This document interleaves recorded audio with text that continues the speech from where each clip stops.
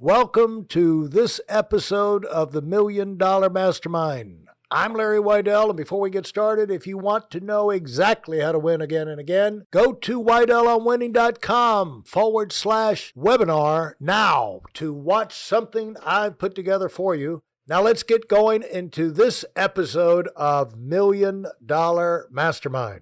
I'm talking with Marissa Peer. Hello, Marissa. Hey, how are you? And it's exciting to talk to you from, obviously, people will pick up the accent. You're from England, but living in on the canal in Venice, California. Venice, California, that's it. Yeah, I'm from London, but I live in LA and I love it here. Yes, and I've got great weather here in Aspen. You got great weather in LA. We're fortunate people. And so if we help people today, we do a good job.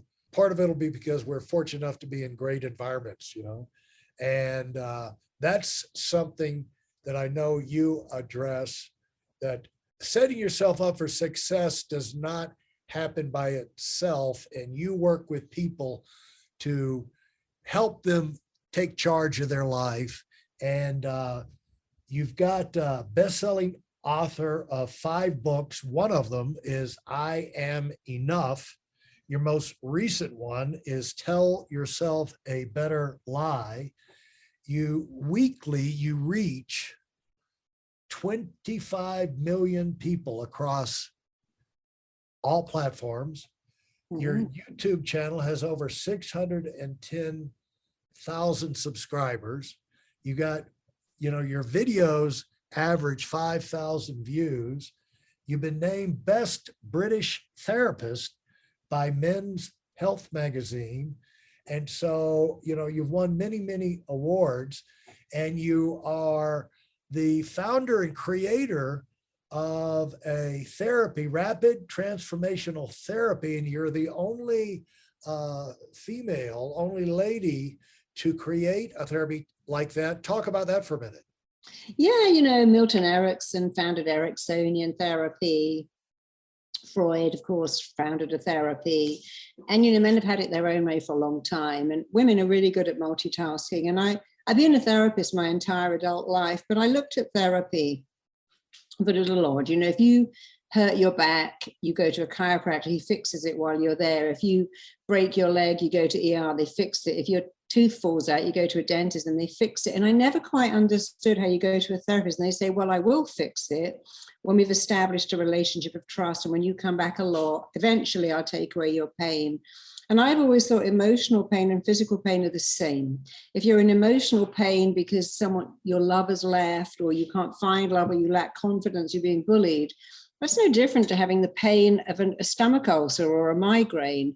And the people seeing you have a duty to get you out of pain as fast as they possibly can. So I didn't understand the model that said it's going to take a long, long time to get you out of pain. In fact, I was recently teaching and I had someone sent to me by a doctor who sent a note saying that it's going to take you years to get this girl better, years and years. And I thought that was a very odd thing to write, because she got better in a day. And so I wanted to create a therapy that was rather like going to the emergency room. It would find out the cause of your pain and fix it there and then. And that's why I called it rapid transformation therapy. Let's find out the cause of your pain. You can't find love because you're rejected as a child.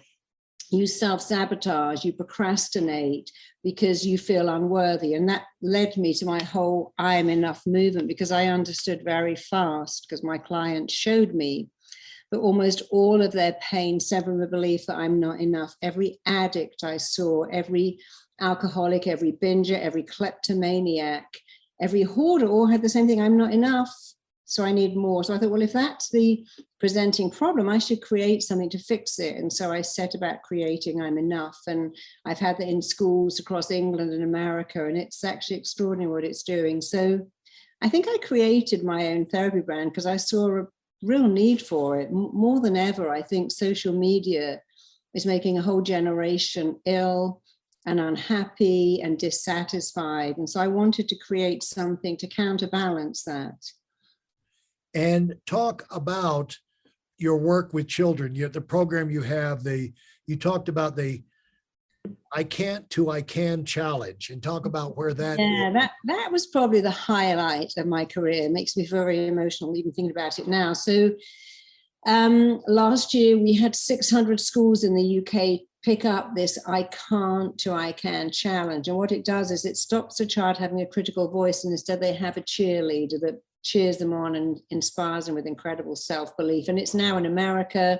I was just reading about it in the Kentucky newspapers yesterday, that so many schools in America are saying, we love this. It's up for an award. The Times Educational Supplement in England have shortlisted it for an award for the impact it's having on children, because it helps their confidence, their learning, but it also helps their self-esteem. And so many children are bullied, or indeed they are the bully, or they just don't feel good enough, or, they're living in what we call a permacrisis. There's been COVID and now there's a war. And I really feel that children are suffering a lot, and they internalize it because they don't have many coping skills, unlike adults, because I think I'll go and book a massage, or I'll have some little retail therapy, I'll go on a date with someone.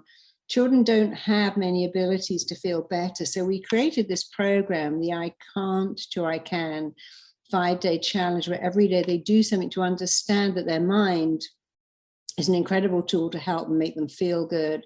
They can have confidence and self-esteem and self-worth. And if every child had that, I think bullying would cease to exist. I think we'd end the epidemic of addictions and gun crimes and so many things, because it's our job to raise the self-esteem of the next generation. I mean, I'd like to put myself out of business, actually. I'd like to make the next generation so happy that they didn't need therapy. Obviously, that's not going to happen, but that's always been my motivation. And the thing is that you, by doing this, you're raising the concept that dealing with this, like if you're a victim of this, you're going through life and things happen to you and you feel bad and you're internalizing all, that you can learn coping skills, adapting skills, like when you're bullied, or when you're abused, or when things happen, or you get in a difficult, tough, tense situation. Some people, a lot of people, have grown up where modeling their parents, and all they know to do is to lash out and explode and scream, or in business, it comes into quit. They're quitters. They'll just, it gets tough and I just quit. I'm not good enough. But learning how to win, it goes back to the same premise that I've had all along in my book, is like learning how to win, learning how to navigate life successfully, incorporate skills you can learn. Other people are working their way through it, so can you. And that sets off a cascade of change, because all of a sudden hope, the light of hope, the candle of hope, is inside their mind. And like what you say, and the other thing is that you can tell them that, but when they do something, they convince themselves that this is true. And that's the important thing, isn't it? Especially with children, they want to be shown, not told. It's show, not tell. And when you show them that the power of their mind can make them happy, can make them healthy, can make them wealthy, that they have huge powers, and it's never too early to do that. I used to do it with my little girl. I never gave her medicine. I'd always say, you can do other things if you got a little headache. I would always help her cope better and be happy, because, happiness is an inside job, and being happy and being positive is often a choice. And many people don't, what you mean I can choose? Of course you can choose. It isn't what happens to you, it's how you feel about it. If the event made us all feel the same, then everyone would feel the same about COVID. They go, it's terrible. I mean, I'm locked in my house. I might as well be in jail. It's awful. But people are saying, well, actually, I really like it. I love not going to work. I've had the best time at home with my kids. Other people say it's been the worst thing that's ever happened. But that's interesting. One situation is viewed by people differently. And so that's the point. It isn't what happens to you that affects you, even though that may be hard to hear. It's how you feel about what happened to you that affects you. How you feel about what happened to you affects you more than what happened to you. And when you know that, you think, okay, well, but I can choose how I feel. Absolutely. That means that you can choose to feel better about any situation once you know how. And it's always been my life's mission to show people, look, if you change the meaning of what happened to you, it will change your entire life for the rest of your life. And it's always been my passion to show people how to do that rather than just tell them about it. And you've been doing this how many years? Oh, my entire adult life. I've been a therapist for 34 years. I created my RTT school in late 2015. So now we're coming up to 6 years. We've trained 13,000 therapists all over the world. We have it in schools, hospitals. We have it in some children's homes.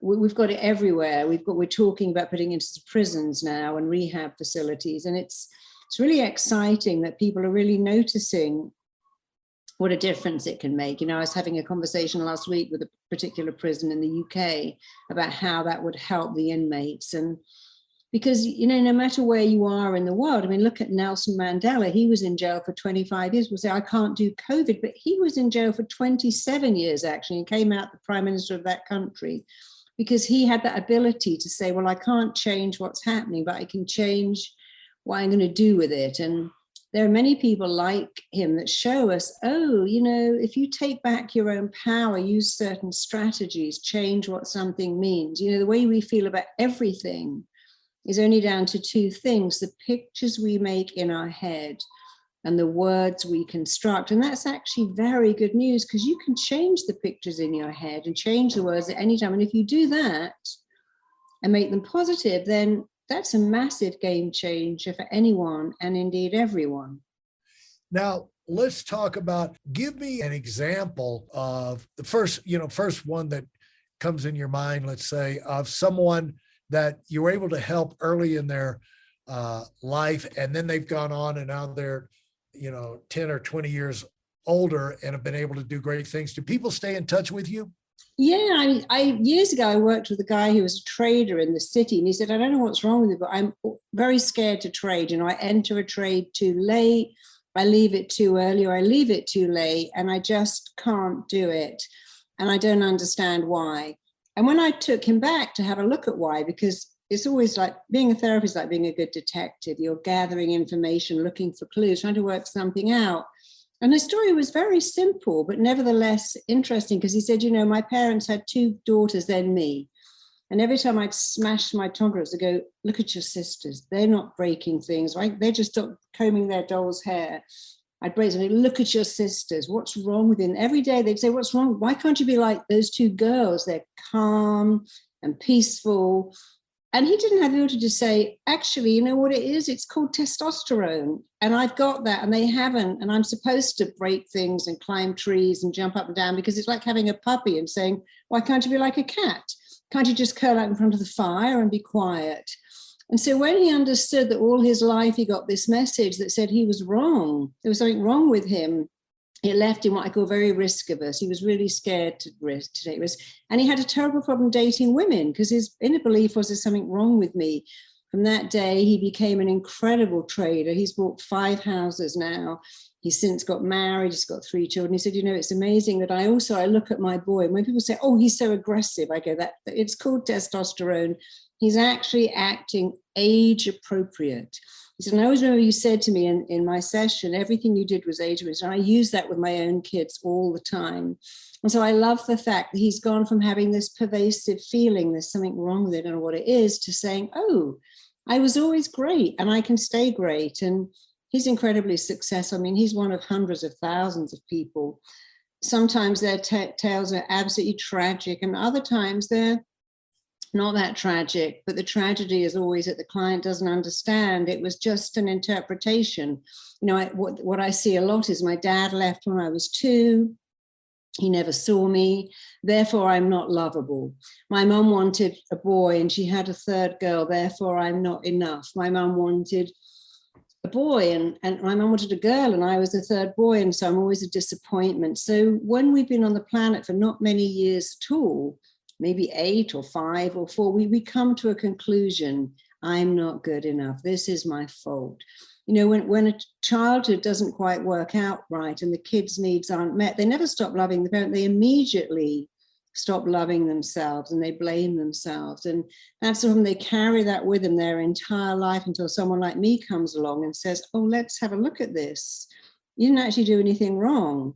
You made a decision that you were worthless when you've been on the planet for 5 years, and now it's time to give that up and believe the truth that you're very worthless. Even if you put up for adoption, that doesn't mean you're not the most lovable thing on the planet, but many people have this huge issue with feeling unworthy, undeserving, and not enough because of the way they were raised. Even with well-meaning parents will say things like, oh, you should have been a boy, or I nearly died having you, or oh, it's bankrupting me paying your school fees, not quite getting it that this really impacts small children who because everything is real to them. Knowing this, you know, having this presented to you from a third party in a objective way, and taking a rational look at like why this is happening to you, you found really helps unravel the confusion, basically the state of losing, their state of self-defeat that so many people are in. And I can't wait to talk to you more about that. Appreciate you sharing. If you enjoyed what you've heard and are dead serious about finding out for yourself exactly how this works in the real world, I've taken the most valuable business lessons I've learned over 40 years and put them into something for you to watch. Go to whiteelementary.com/webinar now in order to move up as fast as possible. I'm Larry Weidel, and I run the $1 Million Mastermind. Go, go, go.